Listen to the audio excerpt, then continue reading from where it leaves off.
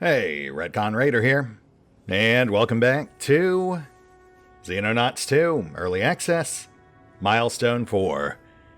As today, I feel like it's pretty safe to say this milestone is well and truly turned. Not much blood left in this one, but, we do still have the alien invasion on life support, just so we can eke out a few more drops. We've got a modest assortment of projects left in the queue, so, we'll push out to the end of year 1. We won't have time to actually take all this stuff out in the field and, put it through a full set of paces, but it will at least give us a glimpse of what kind of toys we might end up using when we inevitably return for a full run somewhere later down the line. I mean, I'm sure this stuff will be much more necessary once we actually do have a proper endgame to pursue. But for the time being, honestly, we're already kind of coasting by with what we've got. That said, we'll push up the clock, get into a token fight or two, and hopefully speedrun the rest of these projects. There are actually a couple of things I'd like to try, little tips I've been given, but we'll see if they come up.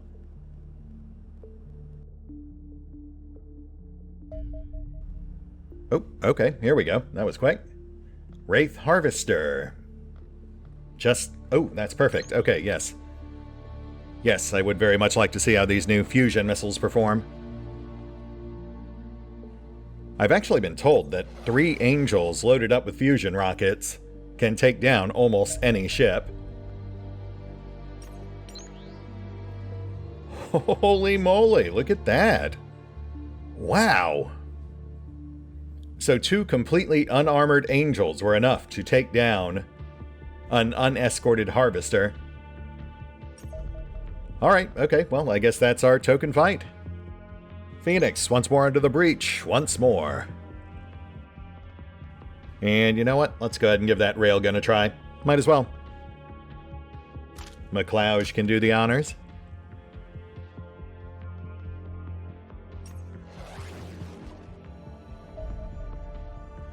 Oh, right, I guess we've got other ships in this wave, too. Retaliation, oh my. Headed for Exo, I see. And a bomber just north of Phoenix.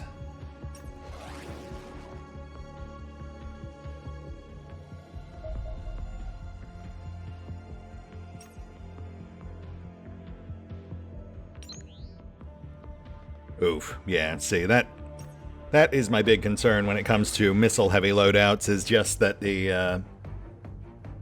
the game doesn't use them intelligently if we try to auto, so it does require more manual control.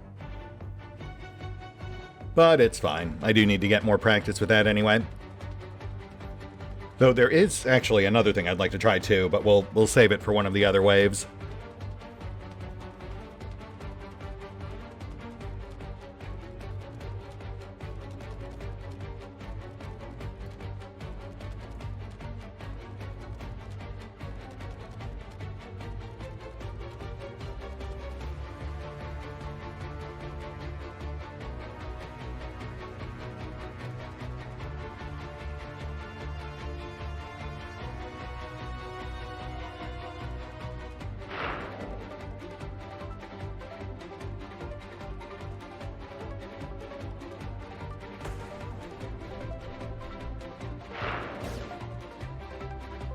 Salvo 2 out.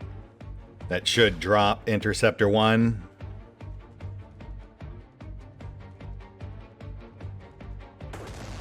Yes, nice. Okay. And full bore on the bomber. We'll lock Interceptor 2 into a death spiral.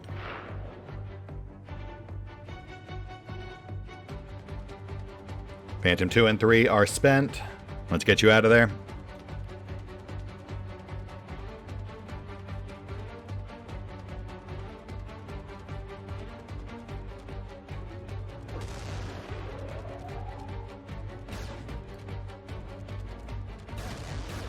Bomber's about to get hammered. Let's see how effective this is. Oh, wow. It was down after just the first 2. The firing arcs are kind of obnoxious. Not sure how to turn that off. And Interceptor 2 is out. Yeah, I'd say that's slightly better than the auto result. The other downside of the missile-heavy loadout, of course, being that we're now pretty much completely spent. Works out fine for us here because there was just the one bomber, but during more active waves it might require more precise timing to refit between runs. Oop. Or, yeah, that's fine too. We'll do the crash site first. Honestly, we're just going to sell the other one. We're past the point of really bogging ourselves down with ground missions, I think. Even this one will kind of speed run. Or at least try to, you know. I mean, maybe not the best idea. Even with our tech, these are still fusion packing rates. And again, does it really matter if anyone dies at this point? I mean, I guess I'd feel bad. I'll try to strike a balance. Check sides. Oof. Ruins on left, that's kind of a mess. Flashbang out. Target locked. Let's do some quick scouting here, just to be on the safe side.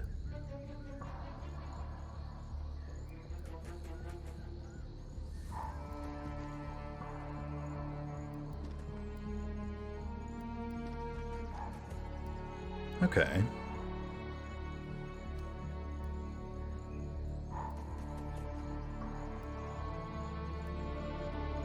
So far, so good, but still plenty of blind spots. Check right. More ruins. Cool.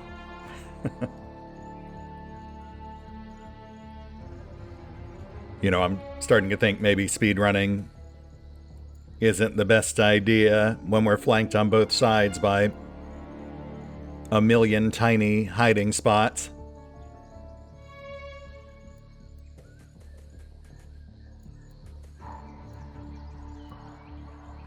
Okay, well, I mean, it's looking pretty good so far. Let's trim these guys. Then we'll see if we can perhaps fill in some more gaps.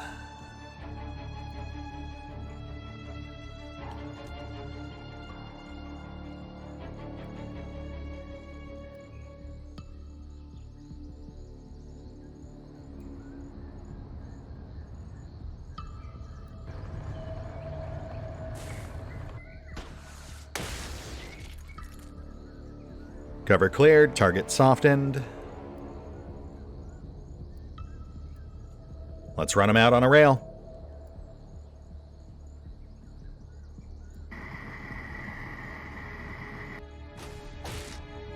Oh, close. That's fine, we can work with that.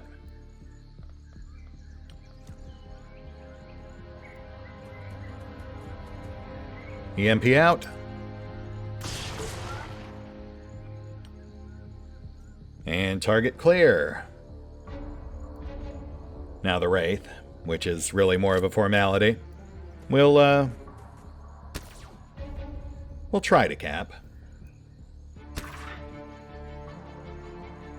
I mean, technically we don't really need to capture at this point, but you know.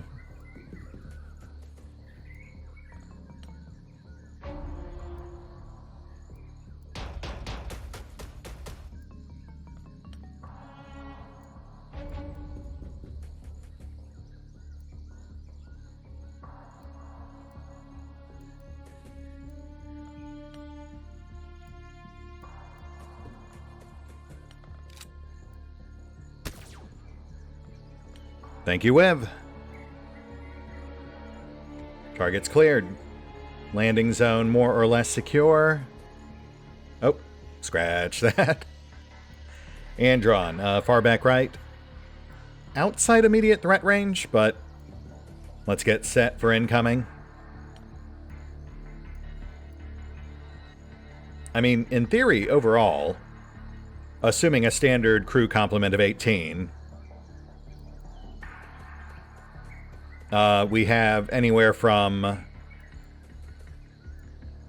let's say, 9 to about 12 that survive the crash. I think the crash usually takes out something like a quarter to half of the enemies on board.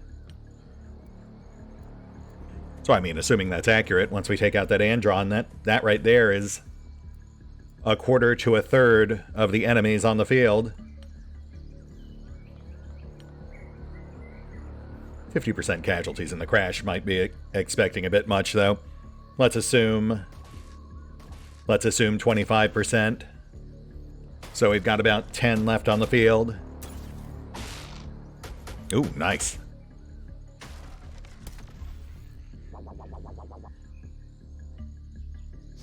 Sounds like we've got an armed friendly out there, too.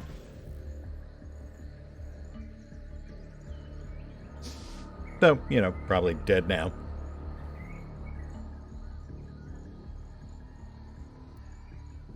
Alright, clear blind spots.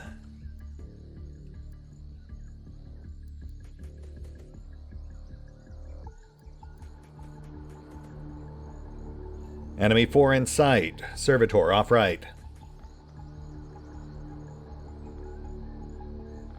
Soften.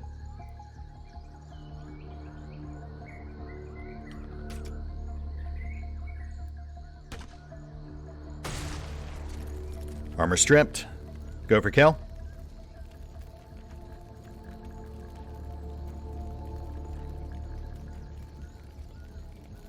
Slightly risky, but more ideal than burning 3 to 4 EMPs.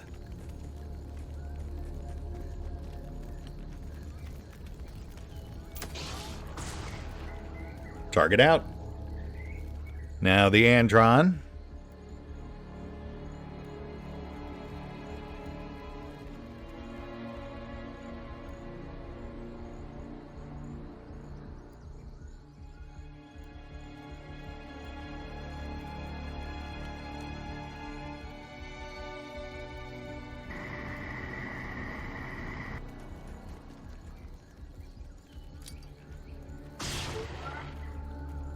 That's 4, which leaves a theoretical 5 to 8 remaining. Pushing up.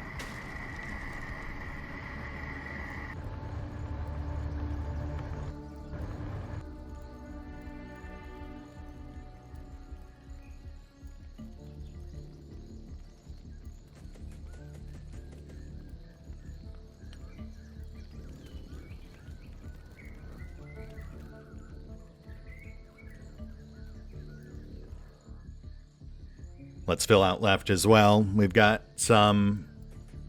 Oh, there we go. Wraith Praetorian, back left. Clear cloak.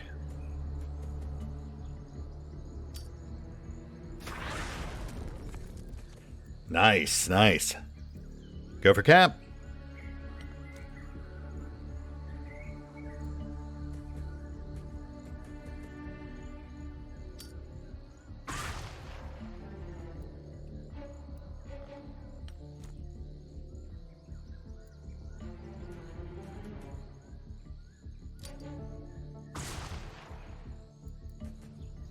Target out. That's 5. So 4 to 7 remaining? 4 sounds like it would be way too low. Let's assume the higher end. That is actually something we can take away from this run. While the foes themselves may be familiar, we can pay closer mind to the exact number that survived the crash. Get a better idea of the general range of survivors on these impact sites.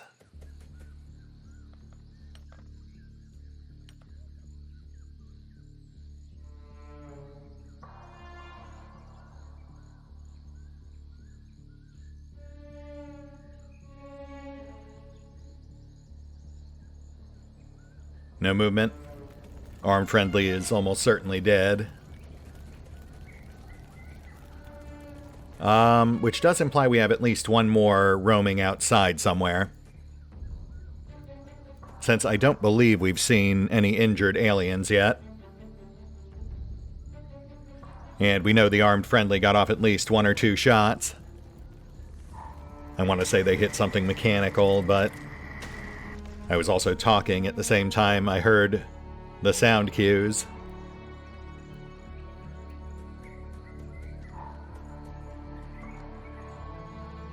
Andron in sight.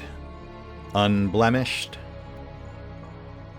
Honestly, too distant to really pose much threat, so we'll just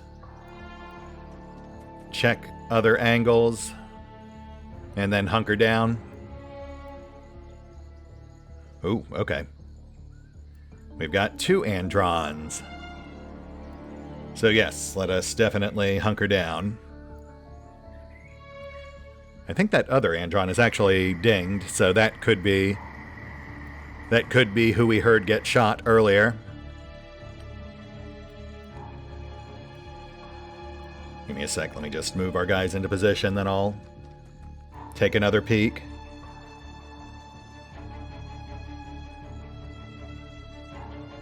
Trying to play the line of sight game here, use this terrain to our advantage.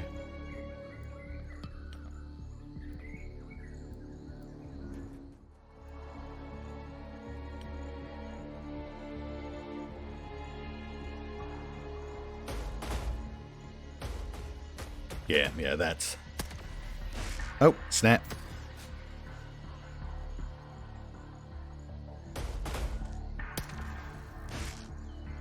Oof. Okay, not the most ideal exchange, but better an Ares than an actual soldier. And yes, the Andron on the left is definitely the one we heard getting tagged by that friendly earlier, for all the good it did them.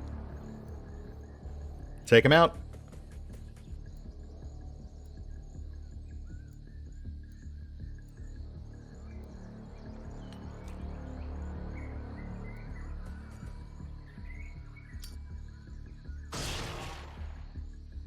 Number 6, out.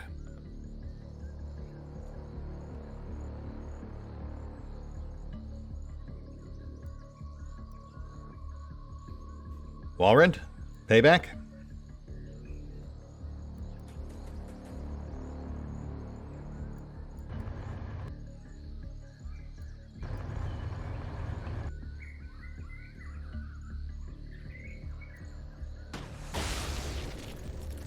Nice, that'll do. Cover clear, and that will be number 7, with number 8 in view.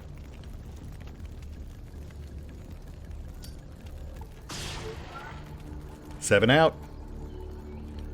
Let's see if we can drop 8.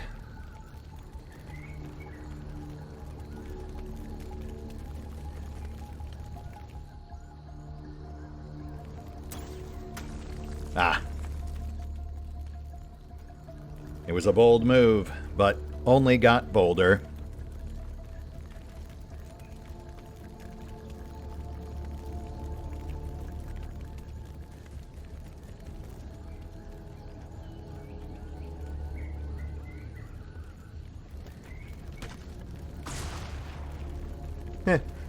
Nice try, Wiv. It was worth a shot.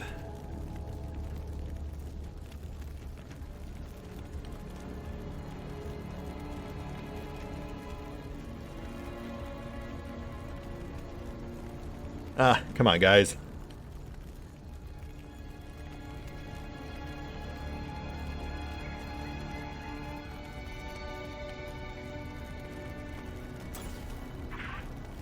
Aha! Rook, my man. Go for kill.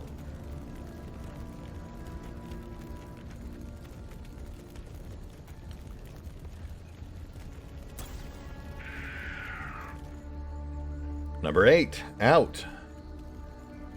with a presumptive 4 remaining.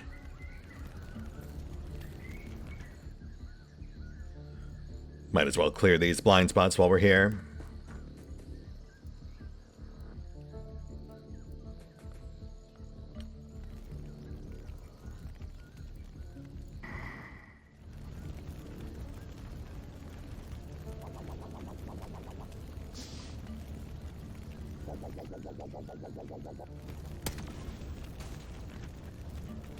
And we've got number 9, Mentark in sight.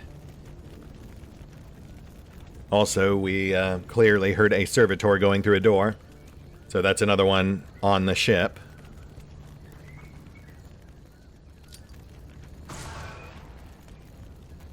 I think it's pretty safe to say exterior's clear at this point, but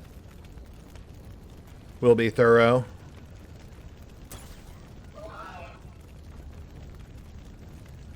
Move up.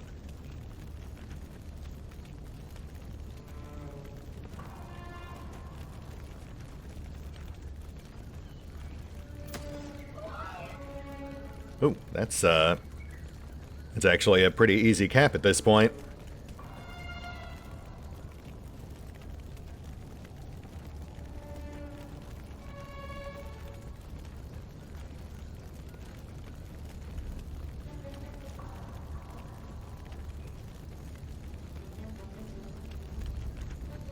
That'll do.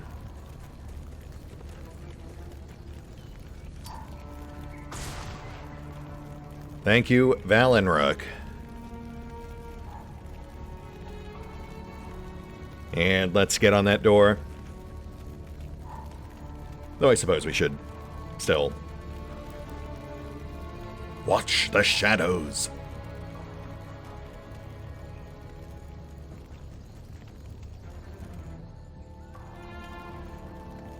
Seriously, though, at this point we're looking at an estimated 3 left, with at least 1 guaranteed to be on the ship. I think we're pretty good out here.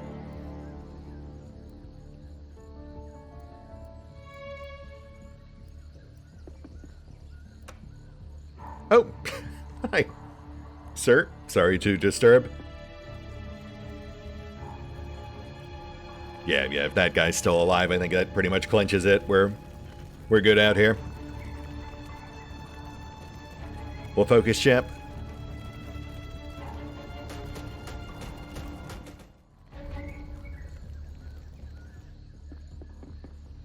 Sir?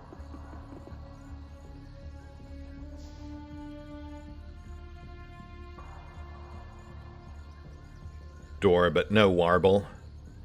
That implies another one on board. Which would have to be a Wraith, since there was no warble of a servitor or smashy stomp of an Andron. So at least 2 left on board. 1 Wraith, 1 servitor.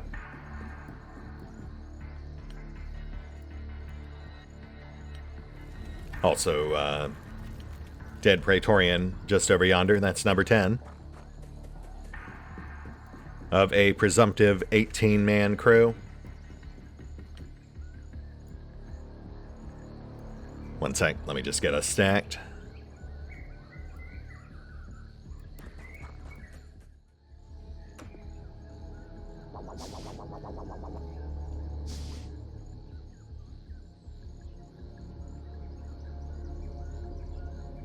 Breach. And look at that. Servitor and Wraith. So that would be number 10 and 11 of our 12 potential survivors.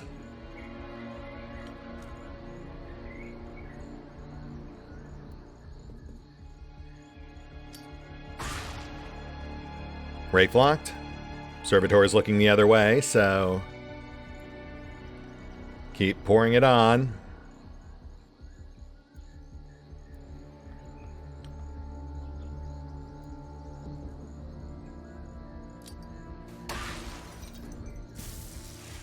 Right. One more EMP should drop the Servitor. The subsequent explosion might drop the Wraith as well. Let's just be wary about positioning. We still theoretically have one more kicking around out here somewhere.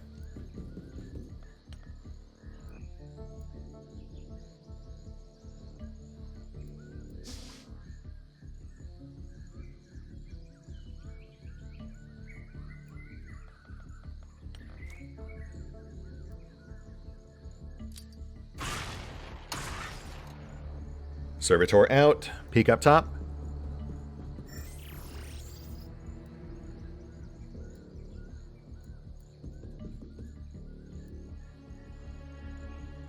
Command room looking pretty clear.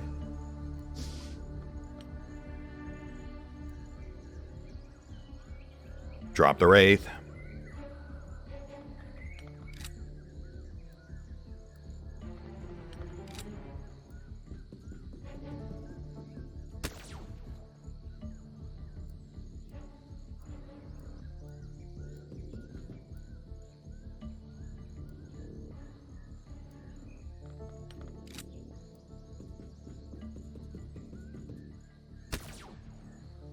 Nice, there we go.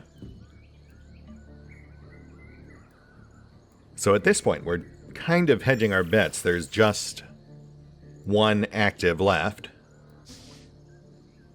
I mean, obviously we must have at least one more active, otherwise we wouldn't still be here. We saw 2 more Wraiths in the operating room below us.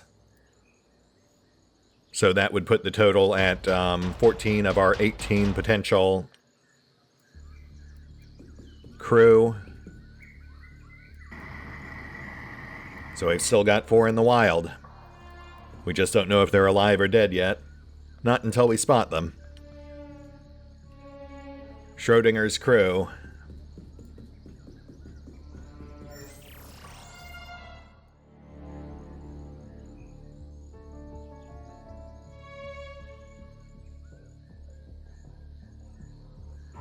Breach?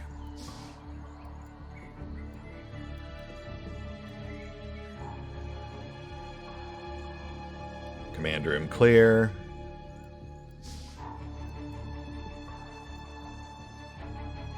Operations clear.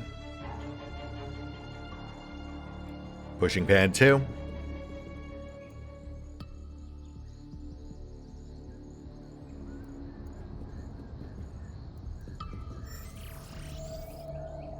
Target pinged. Wraith non-com.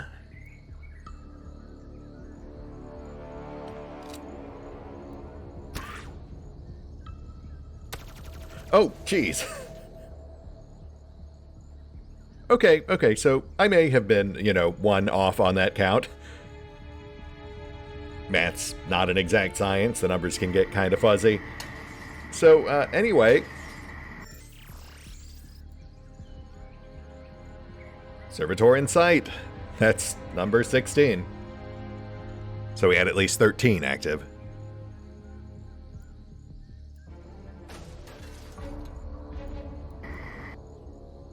It's fine, though. Now that we know where it is, it's easily dealt with.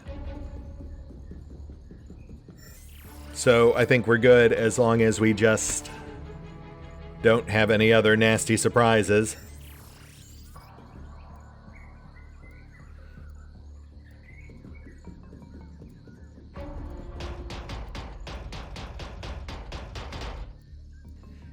Hold tight.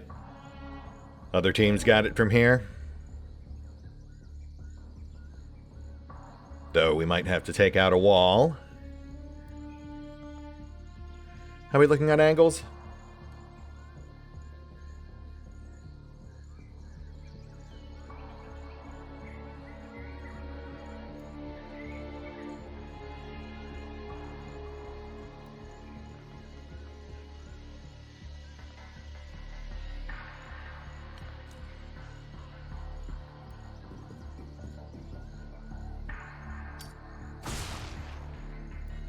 Nice tag. 2 more should do it.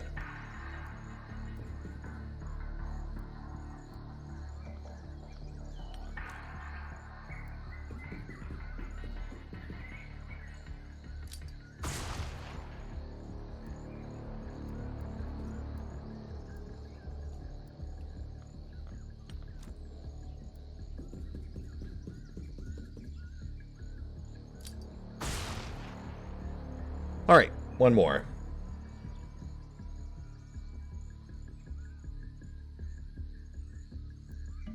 Yeah, let's punch out a wall.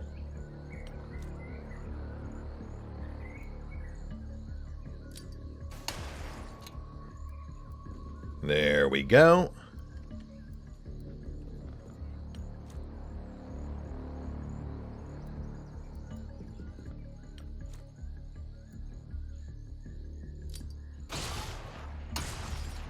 And there we go. Thank you, Bloody Doves.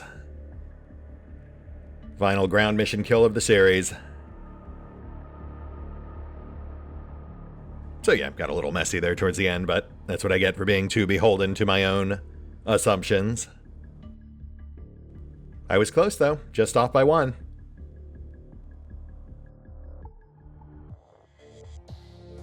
Oh yeah, and then we have this going on. Auto. And one last round of promotions.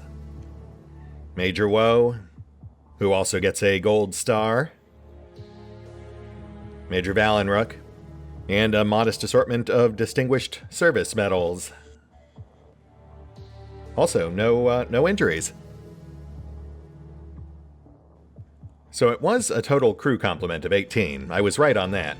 I was just off by 1 on the number of survivors in the crash. Though 50% was definitely an overestimate. A quarter was a bit more in line, but obviously not entirely accurate. Yeah, we'll just sell that.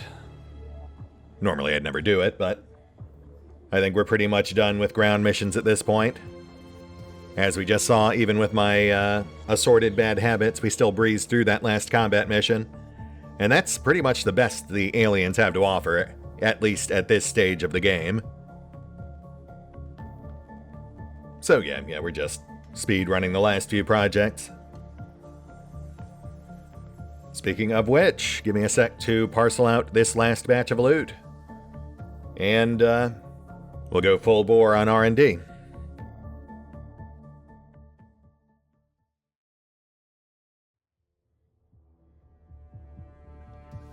Hey, we're back.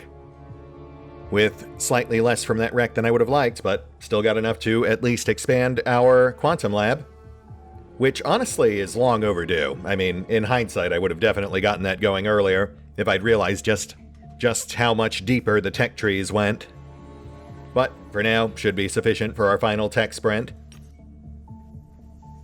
We've got 6 days left on biosurvey, plus these 3 projects remaining in the queue, and anything else I suppose they subsequently also unlock. Obviously, at this point, we're not going to get this stuff out in the field. Not to the degree I normally like, but it is at the point now where it would really kind of feel like overkill. We're doing okay with our current interceptors, our current Gauss weapons. Plus, it would also require months of grinding to get the appropriate resources and alloys required. What we pulled off that harvester we just cleared was barely enough to do 3 sets of Vanguard armor. And that's before you get into all the other stuff like the Gemini interceptors, the fusion weapons, the lab expansion, finishing up the interceptor outposts, etc. And to be 1,000,000% fair, I should once again stress we are still playing the original Milestone 4 build, which did have what are now recognized as funding issues. They've introduced patches since to help alleviate the problem, increased monthly funding, slow uptick in demand on alien goods in the gray market, etc. Sadly, they just weren't retroactive. But, we still scraped by. Though it will certainly be nice to have some extra wiggle room in the final launch. Colossus upgrade nets us an extra plus 20 armor. Hard to say if that's really worth it. I mean, I guess I could see that still being competitive, especially if they do add in a secondary launcher. I would at least keep it on our heavies. That would be 2 sets per squad. But yeah, otherwise, pretty much everyone in the squad would be rocking Vanguard. Oh, speaking of which, let's go ahead and try this thing on. I made 1 demo set. Flowtrooper, by virtue of being the first raider I happen to see, would you please try this on for size? Oh wow, 50 armor, that is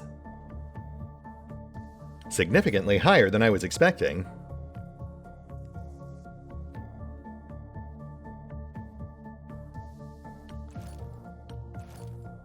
Oh wow, I see. Putting on the optional heavy plating literally doubles its base armor. That's why I assumed it would be coming in much lower. So that is a huge step up from Guardian armor. It actually would put it right on par with the unmodified Colossus, albeit much more versatile, obviously. And then on top of that, despite being heavier than Guardian armor, heavy Vanguard armor has the plus 12 turn unit bonus, which directly offsets the extra weight penalty, so it still results in a net plus 5 swing on turn units. Man, that really does make it hard to justify keeping the Colossus in play, though, even with the upgrade. That's only 20 points higher. I initially was operating under the assumption that heavy Vanguard would be like 30, 35. So the Colossus, in theory, would still double the armor rating at that point. But in reality, it's actually just like 40%. Which is still substantial, but I mean, it's just hard to really say that's worth the trade-off. The loss of all the other utility, the jetpack, the grenades, the mods. I hate to sound like a broken record, but I would say if we did have a launcher in that secondary slot, or even just the ability to still throw grenades, I might err on keeping the Colossus in play, at least for our heavy gunners.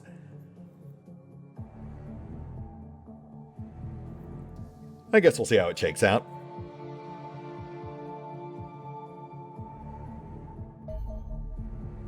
And here we go. The Biosurvey Array is a sensor package capable of monitoring the surrounding area in an unprecedented level of detail. We first encountered this technology on the Harvester UFO, where the array consists of over 100 individual detector systems. These range from small cameras and acoustic sensors to far larger devices capable of measuring exotic phenomena, such as quantum entanglement and gravitational waves. Unfortunately, while deeply fascinating from a purely scientific perspective, the only instrumentation that is not too large or too esoteric to see battlefield use are the miniaturized high-resolution LiDAR emitters dotted across the hull. These thumbnail-sized devices form the foundation of my newest creation, the Sentinel system. Assuming one is not being too strict with definitions, this can grant our soldiers the ability to see with full 360-degree vision. The external half of the system consists of half a dozen LiDAR emitters on a headband that can either be worn outside a helmet or directly on the head. These capture a flawless real-time representation of the nearby environment, accurate to the micrometer. A pair of earpieces and a balaclava studded with vibration motors form the remaining half. These translate the information into continual low-intensity audio haptic feedback that indicates the positions of closest objects in that direction. Soldiers issued with the devices quickly develop the uncanny ability to feel their surroundings. Experienced test subjects proved able to do this with an astonishing degree of accuracy, a talent one suspects would prove invaluable in combat. Should you wish to find out, the Sentinel system is now available for mass production in our workshops. Excuse me, all the cats. Can I get some space here? My goodness. Okay, so 360-degree vision. Not quite what I was expecting, but still sounds quite useful. Though, unfortunately, that is yet another module. So, one more thing to vie for space in our already overstuffed packs. As for research, we'll just start working our way up the list. Beginning with nanofabrication, which, as aforementioned, we can now definitely see a use for. And then for the Sentinel module, we'll get that going as well. Cost is pretty reasonable. As an aside, I am now working around 2 cats. I don't know what it is about reading the lore, but it causes Ellie to come running, and when she comes running, Layla and or Kaiser usually aren't far behind. Man, so 360 degree vision. That is pretty fantastic, but what would we even drop? I guess you could argue fusion charges, but they do come in handy. Obviously not the actuator, that's pretty much mandatory for half our squad. I guess the aim module? But cutting back on accuracy does feel like a mistake. I mean, honestly, looking at it here, I'd say it would probably be the Automed, which, to be fair, used to be a lot better than it is now. It got nerfed pretty hard early Milestone 4. There would still be a 4-point weight swing, but the Vanguard armor grants a net +5, so we'd still be pulling a net +1. Yeah, I mean, I feel like that would be worth the trade-off.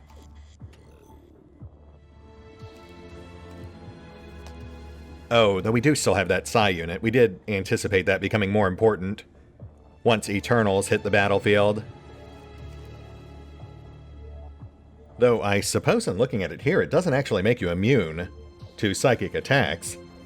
It just grants +30 bravery, which is subject to the 100-point cap. That honestly makes it a whole lot less competitive. I mean, technically the actuator also runs afoul of the 100-point cap, but I do generally get the impression it's easier to upgrade willpower than strength. Though I am curious to know what you guys might think. Automed's nice, I don't think it's indispensable, at least at this stage. New wave rolling in. We've got interceptors outside Exo.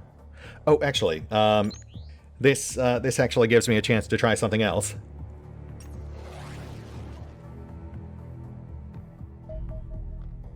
Target engaged, and yes, again, I do have general concerns about our fusion missile loadout versus the swifter interceptors, since of course they're much dodgier than the big ships that are easily taken down by fusion torpedoes.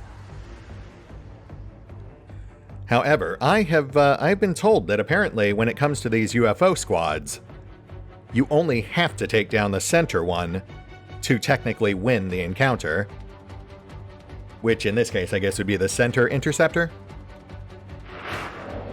So let's knock that one out and then just immediately disengage and see what happens. Worst case scenario, we'll just have 2 more interceptors we have to go deal with. Nice. Target out. Peel off, Exo Squad. We're done here.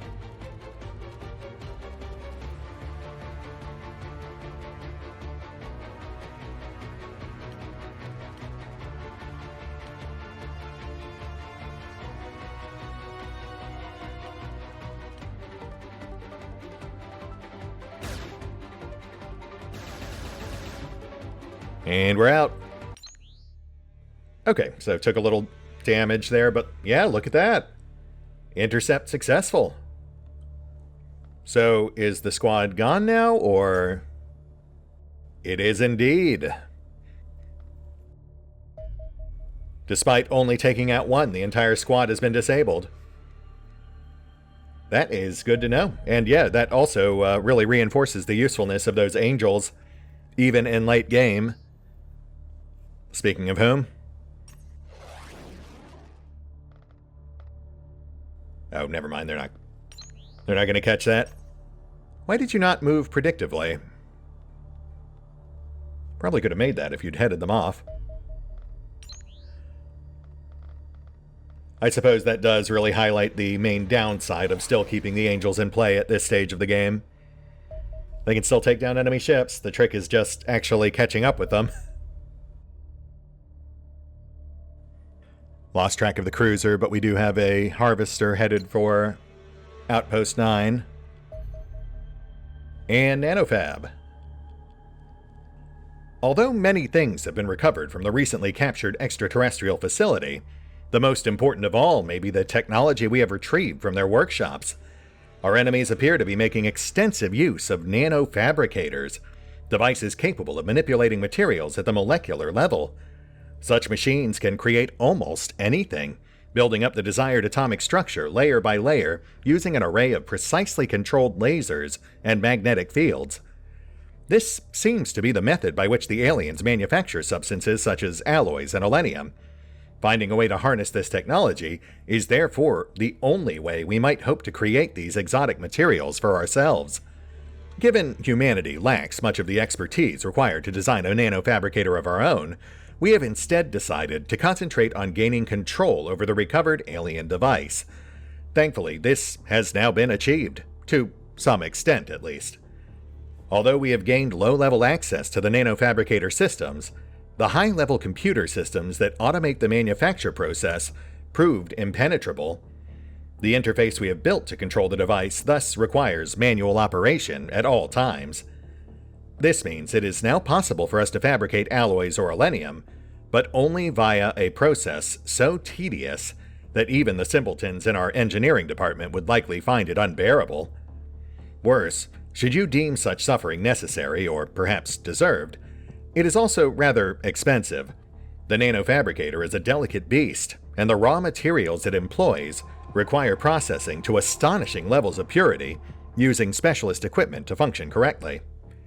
I therefore strongly advise you to continue recovering as much alloys and alenium from the battlefield as possible, and only use the nanofabricator where truly necessary. Hi, welcome back, Ellie.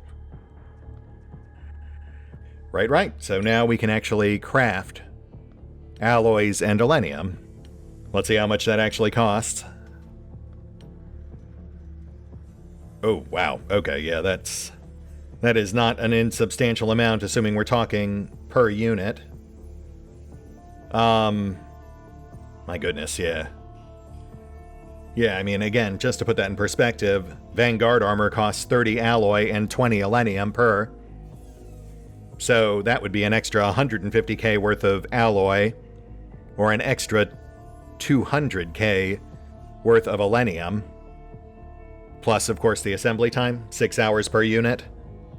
And that's all before you get into that 200k to actually then assemble those resources into a functional suit of armor.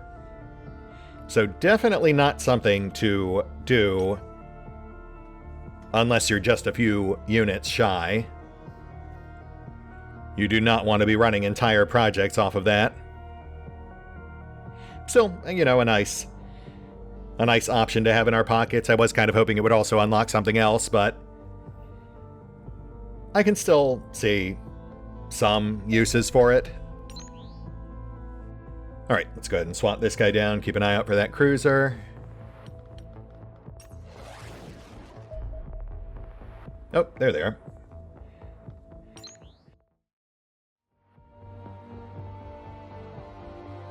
Phoenix engaged. Easy takedown. Come on back.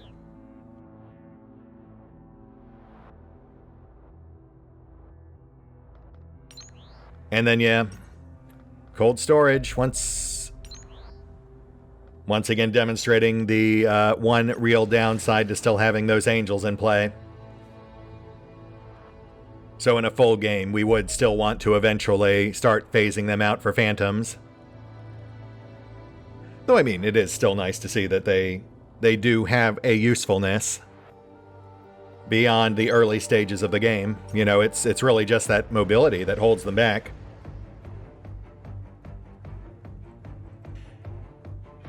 Alright, so in theory, all we have to do is knock out the cruiser, then bail. That should disable this squad.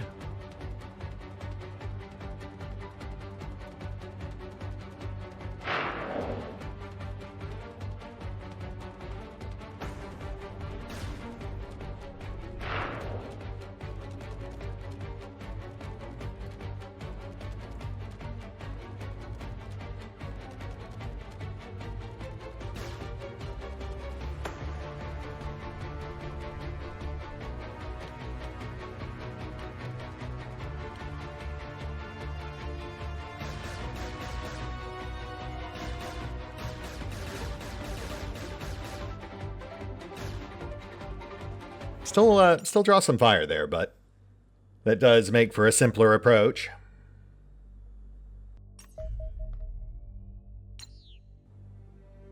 And with that wave resolved, on we go.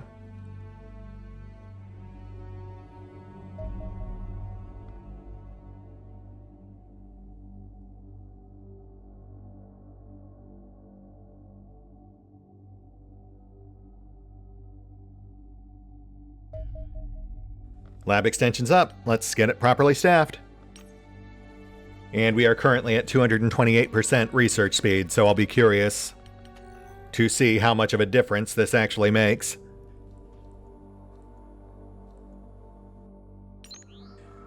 There's our payday. A bit on the anemic side, but we'll take it. Obviously, we'd be doing slightly better were we to be taking this more seriously.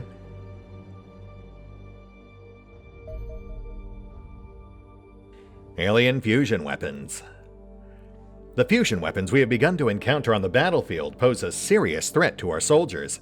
They not only deliver far greater firepower than existing alien weapons, but also appear more adept at punching through armor. Disassembly of recovered examples reveals a familiar layout of electronic components that generate bolts of superheated plasma and eject them toward the target. However, the designs of the components themselves are almost unrecognizable. Each of these is many times more complex than the equivalent piece of a plasma weapon, an astonishingly intricate creation built from highly advanced alien materials. Our enemies appear to be harnessing a controlled fusion reaction to achieve energy outputs within a few % of the theoretical maximum efficiency of the process. This means that these fusion weapons almost certainly represent the most powerful tools in the extraterrestrial arsenal, and finding a way to negate them would give us a decisive advantage on the battlefield. Unfortunately, this is easier said than done. The sheer amount of energy contained within a fusion projectile means that a direct hit is guaranteed to penetrate almost any substance in existence. The question is simply how much our armor can reduce the damage, or protect the wearer from otherwise lethal glancing hits. An alternative may be to turn this deadly technology against its creators. As such, a research proposal for the development of our own fusion weapons is already on your desk. Hi, yes, I love you too. How you doing, sweetheart? Alright, so wow, this is apparently just an intermediary step? I mean, at the very least, I guess it does give us a better idea of just why the aliens are punching right through our armor. That 20 armor pen would definitely explain it. But what do we actually get for this research project? Oh, just another research project. Okay. Fair enough. I mean, I guess that's fair. You know, I did comment before that I kind of wish there were more just purely narrative or fluff projects. I guess I just wasn't expecting one this late in the game after so many tiers of not having any. Which I suppose does kind of speak to the general inconsistency of how the projects are paced out. Though I also understand that's at least in part because they cut at least a few of the potential projects, like the vehicle batteries and aircraft generators and such.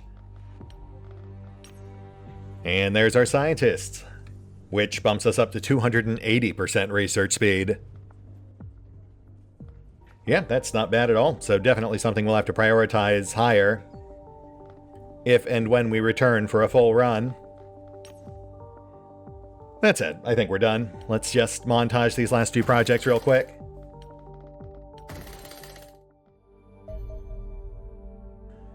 X-120 Gemini Interceptor.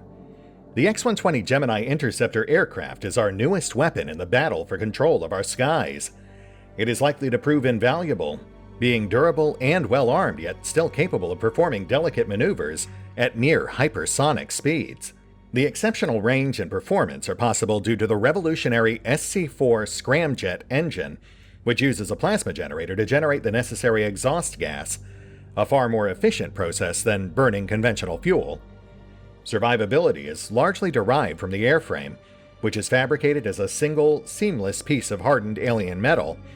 Yet atop this skeleton sits a skin of heat-resistant alloy plating, further increasing the Gemini's durability against the alien weaponry. However, I consider the gyroscopic cockpit to be the most impressive innovation of all. This rotates freely as the aircraft maneuvers, minimizing the G-forces exerted on the pilot. Without it, throwing the Gemini into even a moderately sharp turn would be fatal. Your insufferable pilots nonetheless complain endlessly about the cramped cockpit conditions, apparently considering bravado more effective at preventing a ruptured spinal column than my carefully calibrated protective device. Sadly, our operations director has forbidden me to indulge their bluster, despite the autopilot being perfectly capable of landing the aircraft unassisted, once the pilot inevitably breaks their own neck. Yeah, I feel like he might be getting worse the longer this invasion drags on. I fear for our support staff. Alright, let's see how much this thing actually costs. And of course, get our final project in the queue.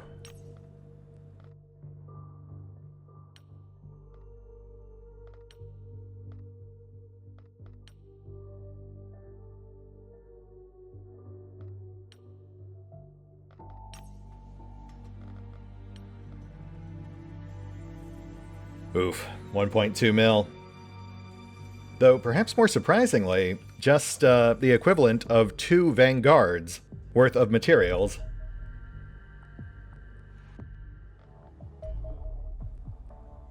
And Gemini in play. Let's get a peek.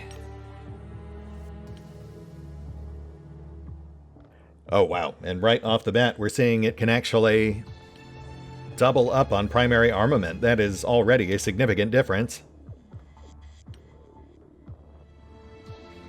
Also a notable uptick on armor, health, top speed, range, etc.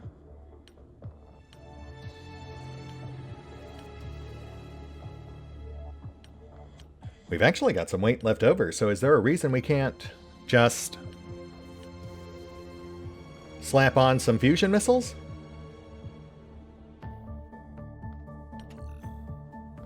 Oh, I see. Right, okay, so the big limiter now is hard points.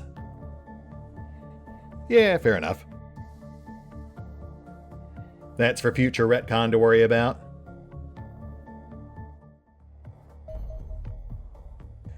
Fusion weaponry.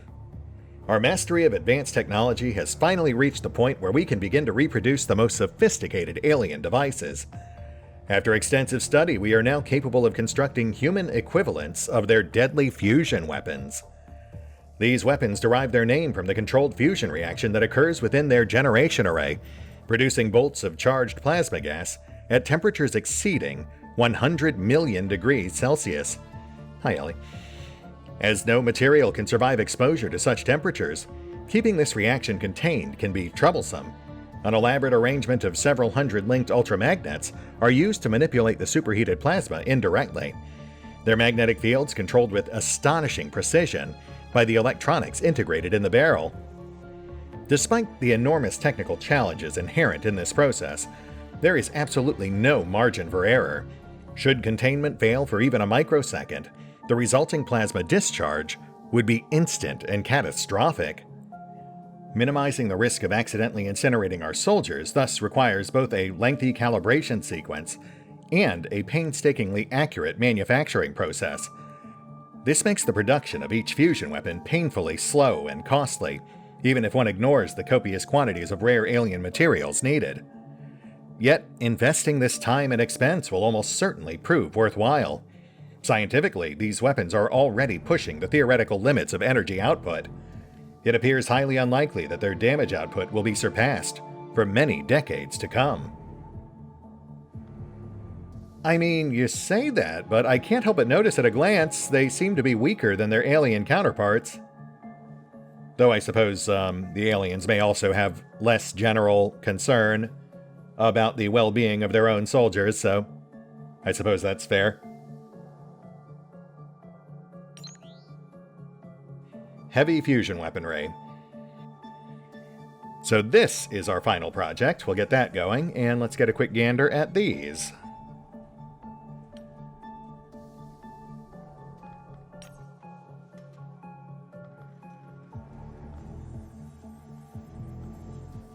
Yikes, yeah, yet another resource sink.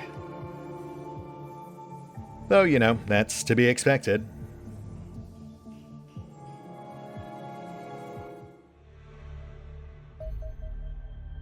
And heavy fusion weaponry.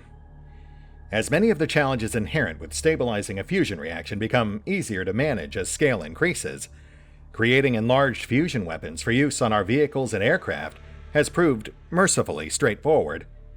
Sadly, this does not make these weapons any cheaper or faster to produce.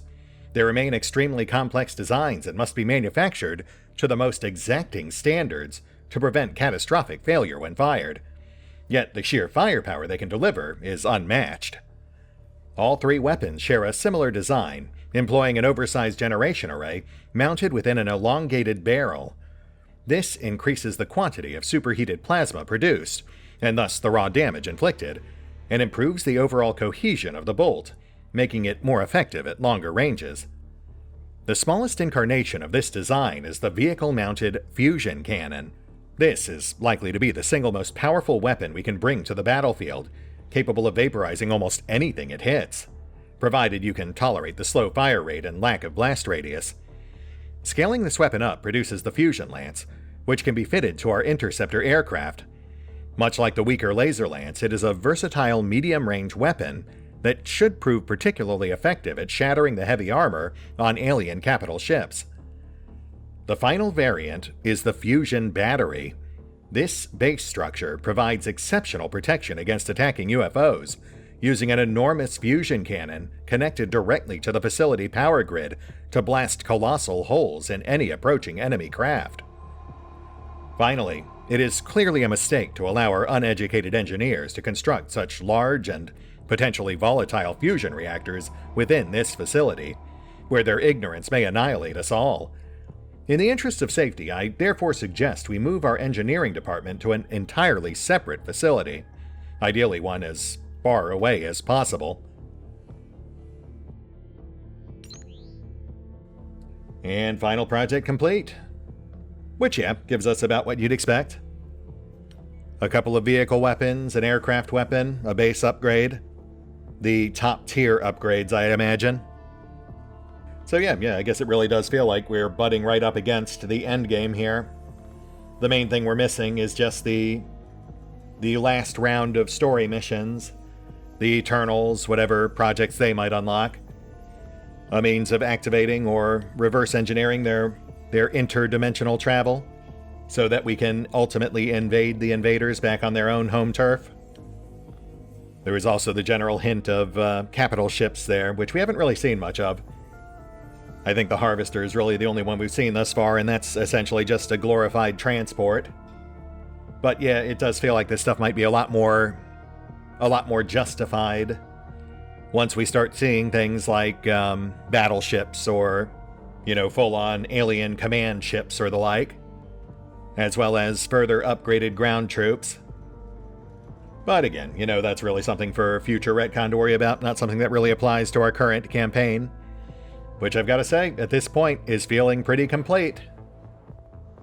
About the only thing we haven't seen are the Harvester versions of the Scions.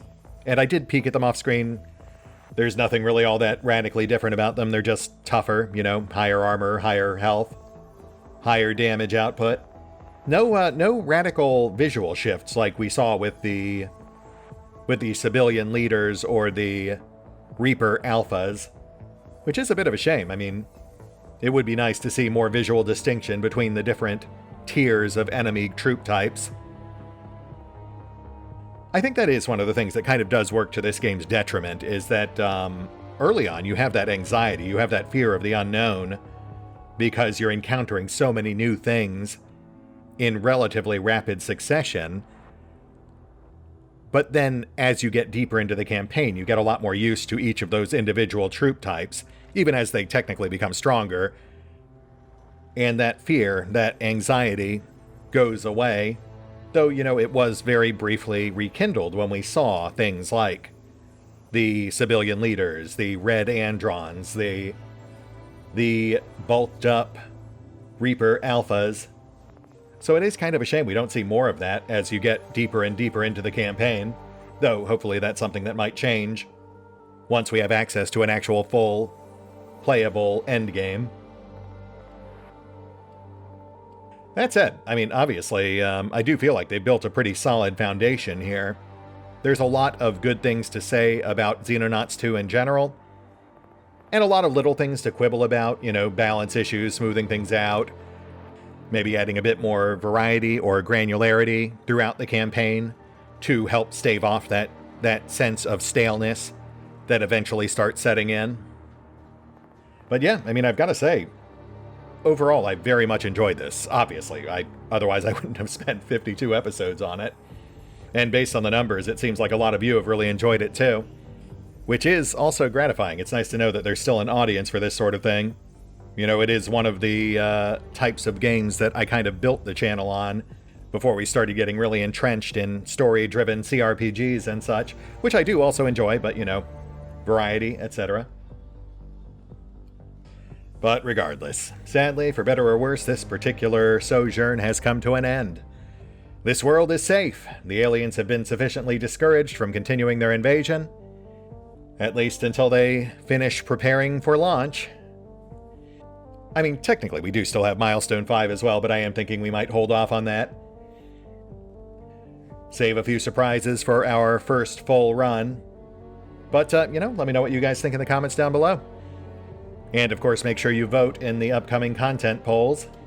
I do run those for a reason. Perhaps I'll see you then.